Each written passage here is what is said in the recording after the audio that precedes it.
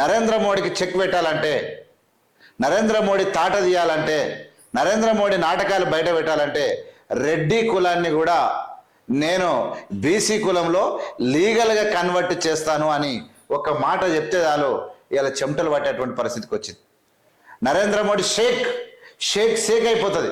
పీఠాలు కదిలిపోతున్నాయి. ఇప్పటికే మొత్తం English medium leader Revanth Reddy international hero అయిపోయాడు. At a time. ఇవాళ జనగణన బీసీ, నేను బీసీ కాబట్టి జనగణన వద్దంటాడు ఆయన. ఎందుకంటే రియల్ బీసీ కాదు. ఇక్కడ తెలంగాణ రాష్ట్రంలో ఉన్నటువంటి బీసీలు కూడా డైరెక్ట్ అడుగుతలేరు. వాళ్ళు మోడీని అడగట్లేదు, రేవంత్ రెడ్డిని అడుగుతాడు. చలో చేసేసాడు. ఆయన వర్గీకరణ మందకృష్ణకు మీటింగ్ పెట్టి, పరేడ్ గ్రౌండ్లో మీటింగ్ పెట్టి వచ్చి వర్గీకరణ చేస్తా అని చెప్పి ఏ రాష్ట్రంలో చేస్తాడు? ఇటు వర్గీకరణ చేసిండు రేవంత్ రెడ్డి, ఇట్లా ఇది చేసిండు, జనగణన చేసిండు, బీసీ జనగణన. ఈ కులగణన దెబ్బకు నరేంద్ర మోడీకి ఊపిరి జరపకుండా అయినటువంటి పరిస్థితి వచ్చింది. ఇదే రాహుల్ గాంధీ ప్రస్తావిస్తా ఉన్నాడు. ఇది ఒక్కటే కాకుండా నెక్స్ట్ జరిగేది ఏంటంటే నరేంద్ర మోడీకి నిలువని అంటే నిద్ర పట్టని పరిస్థితి. బీజేపీ షేక్ అయ్యేటి ఒక మూమెంట్ జరగబోతా ఉంది.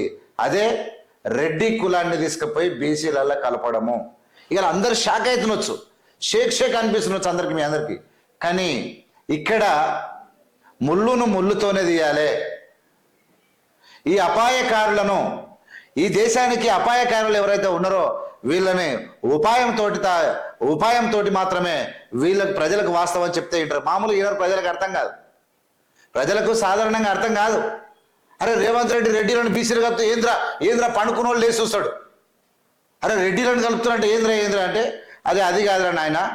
గుజరాత్లో 2002లో ముఖ్యమంత్రి అయినట్టు నరేంద్ర మోడీ తన ఓసీ కులాన్ని తీసుకొచ్చి బీసీలో కలిపిండట.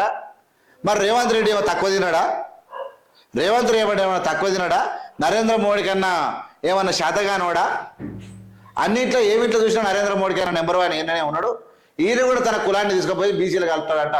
అరే మనం కరెక్టే కదా, మన మోడీ బీసీ, మన రేవంత్ రెడ్డి కూడా బీసీ. ఇక బీసీలు చూసుకుందాం. ఇక ఈ చర్చకు దెబ్బకు ఇక సుక్కలు కనబడేటువంటి పరిస్థితికి వస్తుంది.